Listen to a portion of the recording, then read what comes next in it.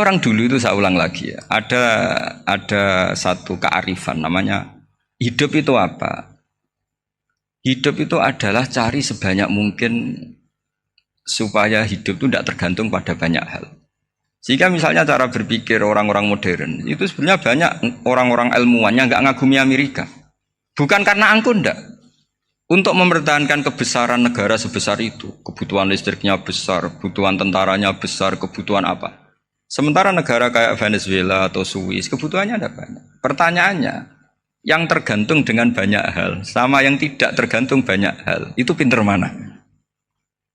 Kalau dibalik pertanyaannya gitu, negara-negara maju itu tidak keren kalau dibalik pertanyaannya.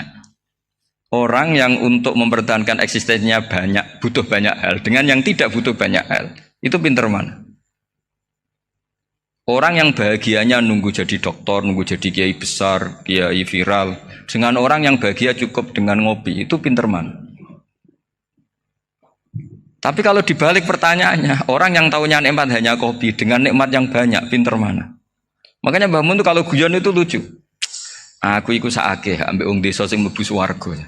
Saya dulu eskal mlebu swarga kok disakeni. Akhirnya beliau memberi penjelasan. Wong desa iku roe pakanan enak, iku mau kopi mbek uduk. Lah swarga iku mau nuruti sing dikarepno. Akhirnya wis mau mangan, wis ngopi, nguduk, ngopi, ora roh pakanan liyane ku ora roh. Nasi mandi yo ora roh, pizza yo ora roh apa-apa. Terus saya bilang, wah lah niku nak nganti selera tentang wanita cantik. Iku juga sederhana. Rodok pesek ya wis cantik, rodok ireng ya wis. Apa bidadarinya seperti itu karena saking enggak pengalamannya. Jadi surga itu kan nuruti apa yang diinginkan. Kira-kira keinginan orang kampung kalau di surga itu apa coba? Makanan apa coba? Ya, nah, senangnya ketemel gemblong itu. Artinya malaikat lebih suka nangani surganya orang-orang kampung timbang Pak Rektor. Ini sudah ribet ini. Makanan apa saja sudah dicoba ya. Terus kalau di mall tahu orang macam-macam, seleranya macam-macam pasti. Enak mana kalau sampai jadi malaikat pelayan surga? Suka ngelayani orang kampung apa yang orang kota? Orang kampung kan? Jadi ya itu guyon ya, guyon tapi itu menjadi pikiran kita bahwa orang yang banyak kebutuhan itu sebetulnya banyak kebodohannya karena menggantungkan kebahagiaannya dengan banyak hal. Makanya Imam Syafi'i ngendikan istighna itu apa? Al istighna anisya'labi. Yang dikatakan kecukupan adalah berusaha sebanyak mungkin banyak hal tidak kamu butuhkan. Bukan memenuhi semua kebutuhan kamu karena nafsu kamu ini tidak ada batasnya gitu. Kalau kamu penuhin nggak akan selesai.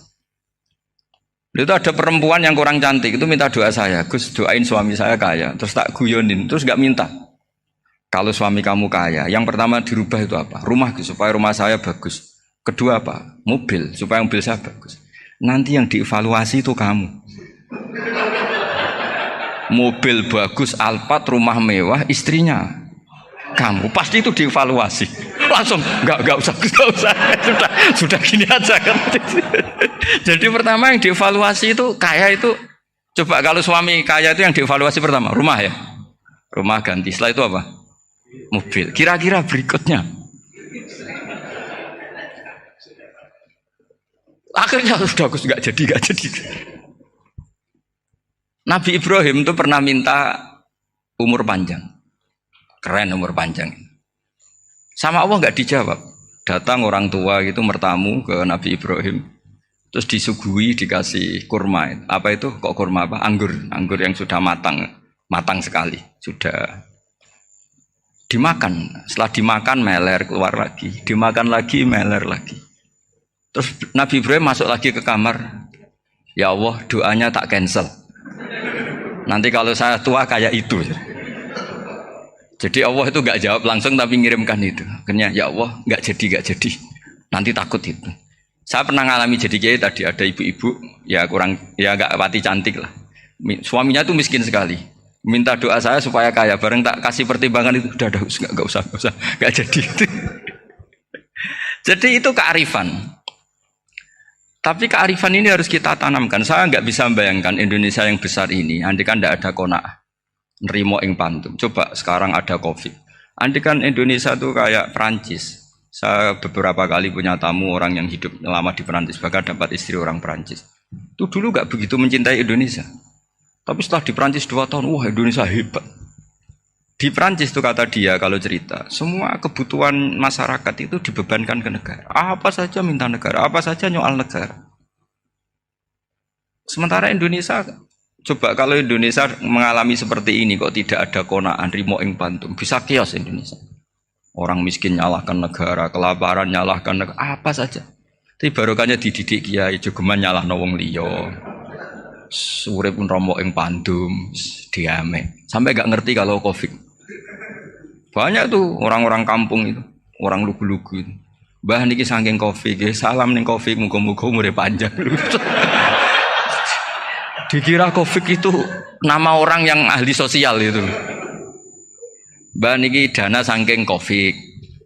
Matur nuwun sampekno salamku muga-muga umur panjang.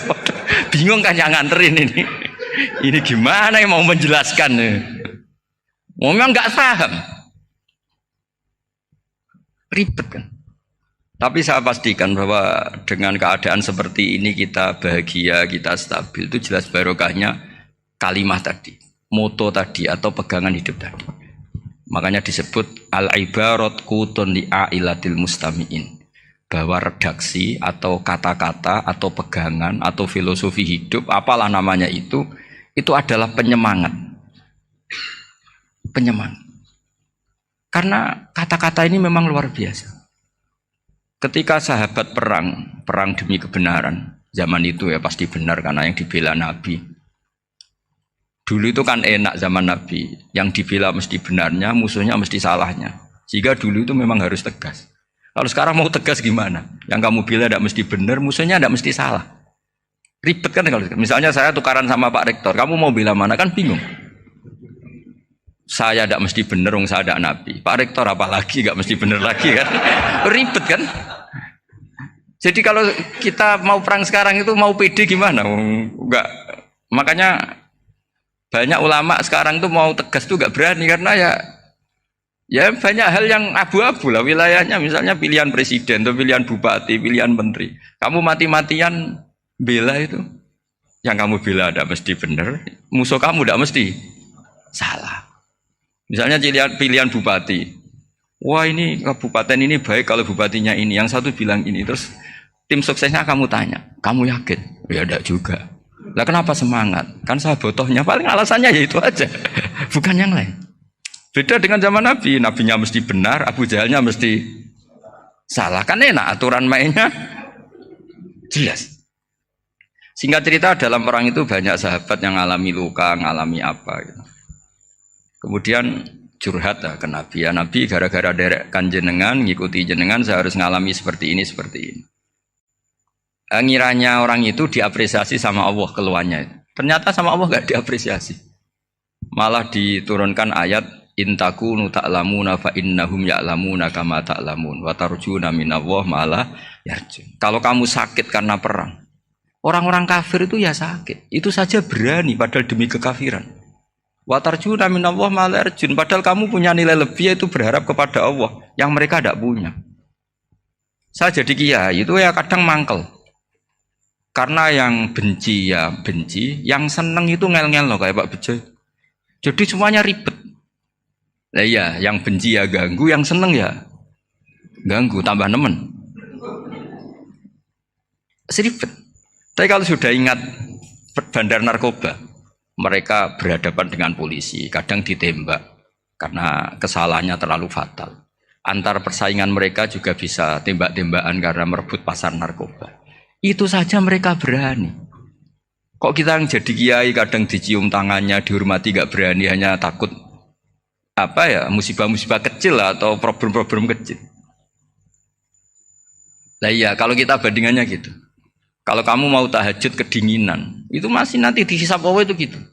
Maling ayam itu keluar malam-malam, hanya dapat ayam. Itu gak takut dingin. Ya gak takut digebuki masa. Kamu mau tahajud saja takut dingin. Makanya nanti hisabnya orang soleh itu nanti dijajarkan orang dolim. Terus diperbandingkan. Wah itu habis kamu kalau itu. Jadi misalnya Unisula mau rapat, tapi ini malam, kalau malam dingin nanti sama masuk angin. Anak-anak pang di perapatan aja berani kamu. Kalau sudah perbandingannya gitu tuh ribet kita nanti. Makanya itu kalimat itu moto atau filosofi hidup. Sehingga diulang lagi nasihat itu. Iyam saskum korhun fakodu masal koma korhum mislu. Kalau kamu kena luka, orang-orang yang nggak benar juga akan kena luka. Itu aja berani demi ketidakbenaran. Masa kamu demi kebenaran nggak berani? Akhirnya orang itu, ya itu kalimat, itu heroik. Makanya kita ini penting ya, makanya tadi himne Unisula dimulai kalimat thayyibah. Karena kalimat ini yang menjaga kita kalimat ini. Misalnya tentang Tuhan. Kenapa orang Islam imannya kokoh seperti ini, termasuk yang sudah hidup di Amerika, di Australia, di mana-mana. Itu ya barokahnya ajaran atau barokahnya kalimah. Saya sebut kalimah saya pakai bahasa santri. Karena la ilaha illallah itu dalam tradisi santri disebut kalimatu haqqin alaiha nahya wa alaiha namut wa alaiha nub'ats. Ada yang riwayat wa bi nub'ats insyaallah taala minal aminin. Kenapa mereka di mana-mana meskipun sekolah di Amerika, di Australia, bahkan di Uni Soviet tetap mukmin? Itu barokahnya ajaran yang benar. Allah itu siapa? Tuhan. Tuhan itu sifat dasarnya apa? Awal. Dia harus wujud awal sebelum makhluk yang lain.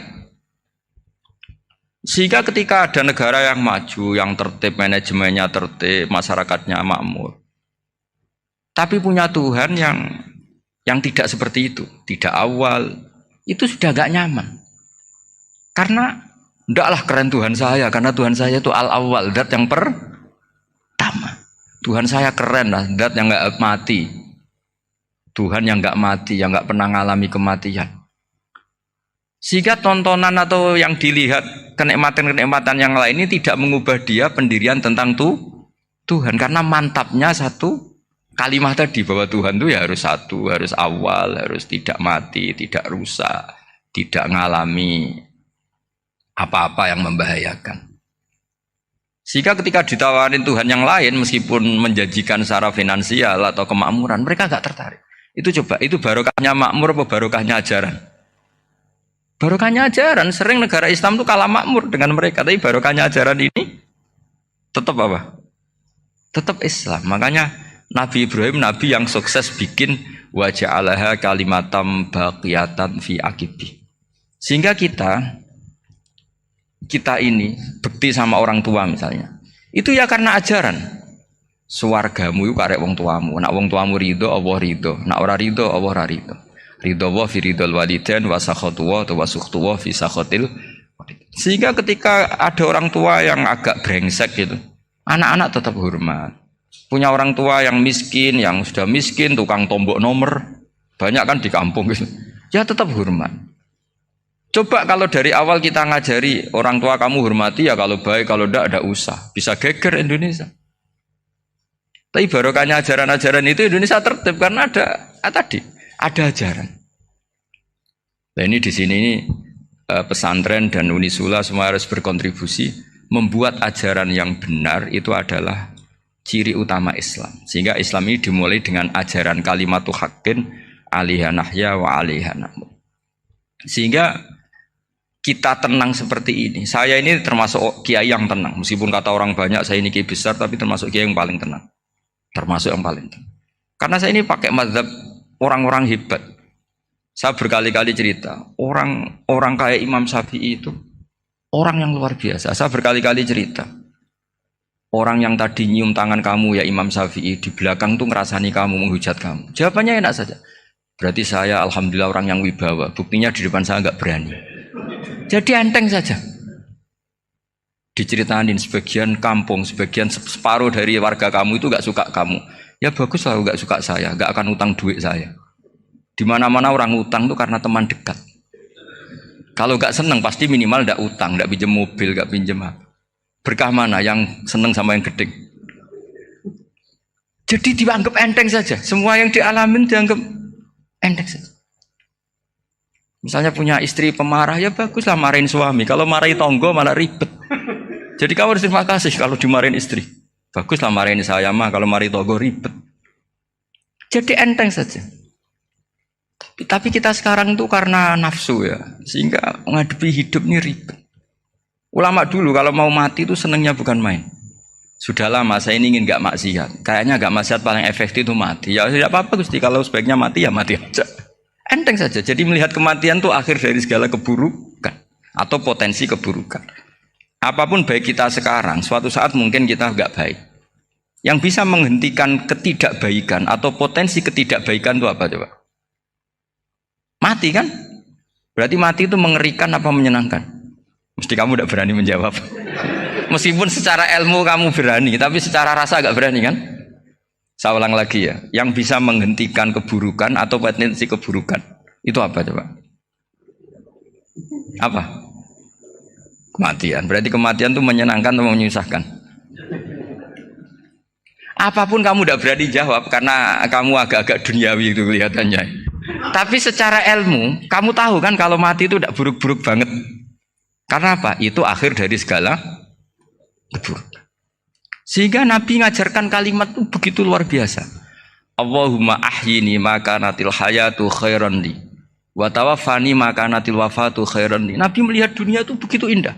Ya Allah, kalau saya ini hidup, anggap saja hidup ini ziyadatan li fi kulli khairin, menjadi modal saya menambah segala kebaikan. Jika suatu saat saya mati, anggap mawon rohatan li min kulli syarrin, itu akhir dari segala keburukan saya. Sehingga mati hidup ya baik karena di situ kita bisa berkontribusi beramal soleh. Mati juga baik karena mengakhiri segala keburukan. Nabi nate ngendikan lagi, ajaban li amril mu'mini inna amrahu kullahu khair. Orang mukmin itu mengagumkan, semuanya baik. In asobathu na'ma syakara fakana khairan lah. Kalau baru dapat nikmat, dia syukur, maka itu baik. Wa in asobatu dharra sabara. Kalau dapat masalah mereka sabar, itu juga baik. Sehingga orang mukmin dua sisinya pasti baik. Itu juga kalimat, maksudnya moto atau pegangan hidup. Nah berikut ini saya beri contoh, ini kenangan saya, ini contoh terakhir. Masalah jadi orang terkenal maupun tidak.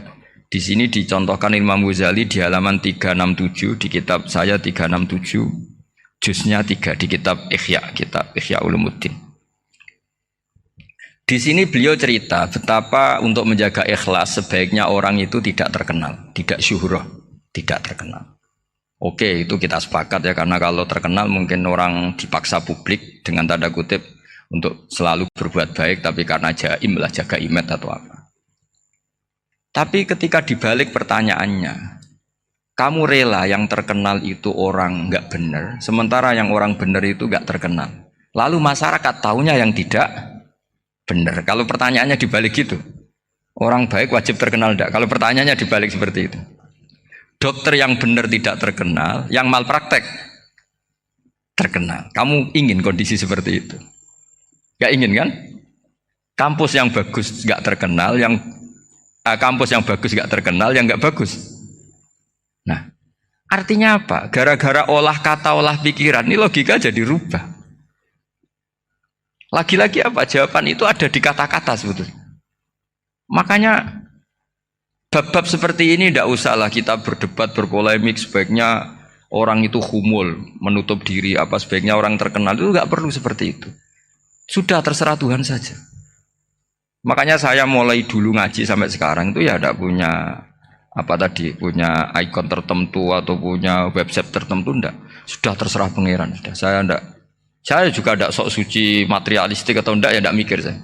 Bukan apa-apa ya, karena saya ini kiai, jadi biasa urusannya sama Allah, tidak sama makhluk. Jadi pusing kalau sama sarah-sarahnya makhluk itu pusing. Meskipun rektor kalau nasihati saya pasti tidak saya terima, itu tetap makhluk, itu sudah ada ngefek kalau saya itu sudah ada itu. Bukan karena saya sombong, ya memang makhluk betul gitu, bukan. Cuma nasibnya bejo aja, tapi makhluk tetap makhluk. Saya beri contoh ya. Ini makalah yang ditulis Imam Ghazali. Ya. I'lam aslahaka Allah anna aslal jah wa intisarus sayyid atau sayyidi wal istihar wa huwa mazmum. Balil mahmudu al-khumulu illa man syaharahu wa ta'ala linasri dini min ghairi takallufi talabi syuhrati minhu. Jadi kalau kamu ingin ibadah kamu selamat, ya kamu jangan terkenal. Tapi resikonya adalah Kalau kebaikan itu tidak terkenal, maka nggak dikenali. Kalau nggak dikenali, berarti masyarakat hanya punya percontohan yang tidak baik, karena yang baik tidak terkenal. Jadi itulah ulama-ulama dulu. Jadi apa-apa itu dibanding-bandingkan. Kemudian nanti kelihatan, jawabannya itu kelihatan. Jadi ulama dulu itu biasa ngarang misalnya afatun nikah, sisi negatifnya nikah. Harus ngurmat istri, harus macam-macam, kalau terlantar itu ya dosa. Seperti tadi Pak Marsudi cerita, kalau orang ngapalkan Quran itu takut lupa, kalau lupa itu jadi dosa.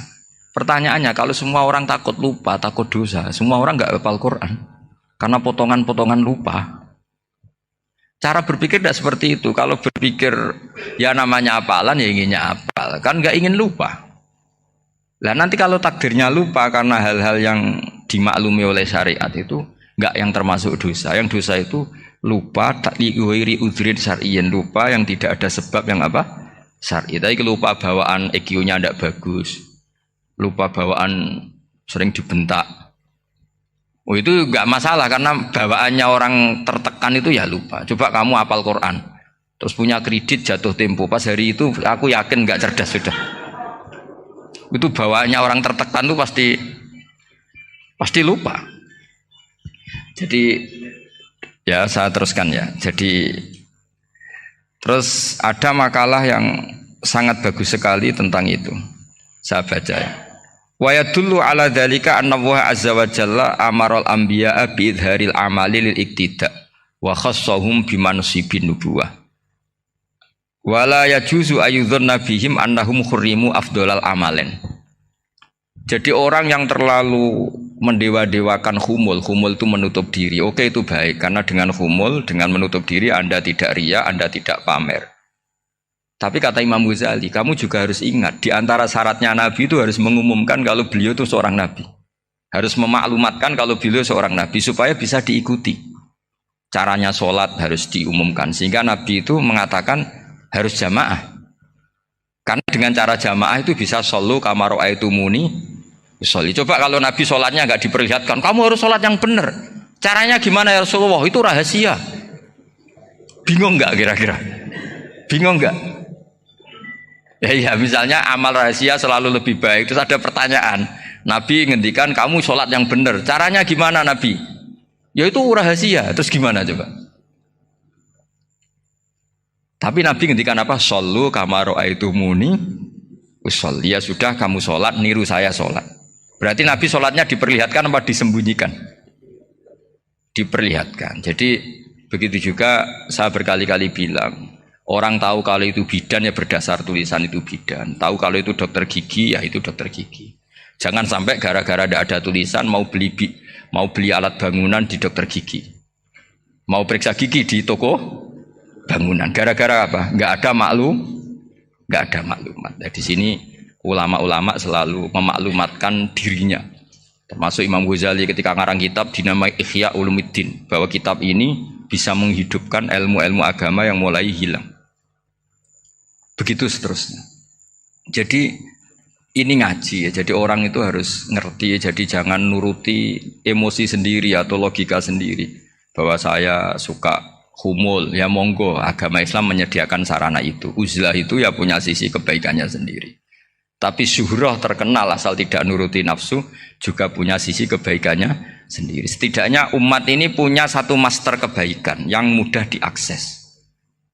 Tapi tadi saya ulang lagi, jangan karena hadun nafsi, jangan karena kepentingan pribadi. Makanya di sini disebutkan wa yadullu ala dzalika ay ala syuhrah anna wa ta'ala amarul anbiya bi idharil amal lil iktida.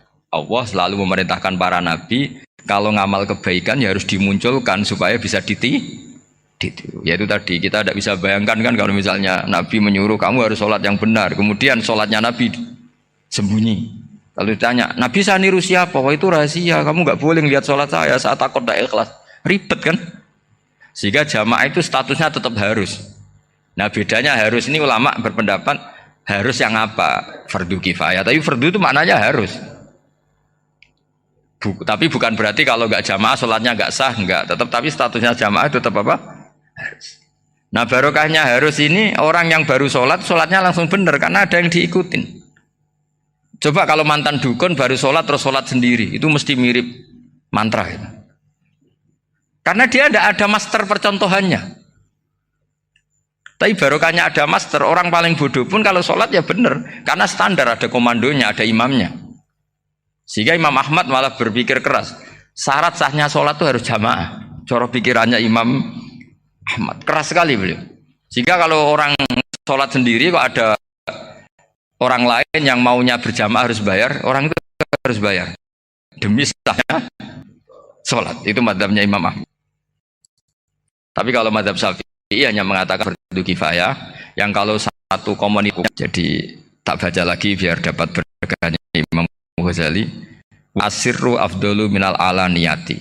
Terus kata sebagian ulama, al alaniyah itu afdal minas sirri. Terus diperbandingkan baik yang mana amal dipertontonkan sama ndak. Terus kata Imam Ghazali, kalau orang itu bisa jaga tidak riya, maka sebaiknya dipertontonkan karena kebaikan harus yang muncul, bukan yang tidak baik yang muncul. Makanya ketika memaklumatkan diri sebagai ingin jadi generasi khaira ummah, itu kalau diterjemah itu kan wow, khaira ummah, umat terbaik. Itu kan kayak agak angkuh. Tapi nggak apa-apa, itu nggak apa-apa. Masa kita kampanye siap degradasi moral kan ya lucu kan. Masa jualan gitu kan ya lucu. Kita memang ingin mengkhidmati ummah, berbakti dengan umat, membantu supaya jadi generasi khaira ummah. Nggak apa-apa, dimaklumatkan supaya dengan itu umat punya sarana. Oh kalau ingin jadi khairul ummah kuliah di sini. Jangan lalu enggak gitu. Ya sama kita dokter, maklumatkan saja dokter gigi, dokter kandungan, dokter bedah. Sehingga orang kalau mau bedah ya jangan ke dokter kandungan. Jadi barokahnya maklumat ya. Jadi saya mohon sekali ini, saya sendiri sebetulnya orang yang enggak siap terkenal sebetulnya, tapi ya sudah terserah Allah saja. Kalau itu cara Allah menyebar kebaikan ya monggo, pokoknya kita tawakal saja sama Allah Subhanahu wa taala. Saya kira demikian. Assalamualaikum warahmatullahi wabarakatuh.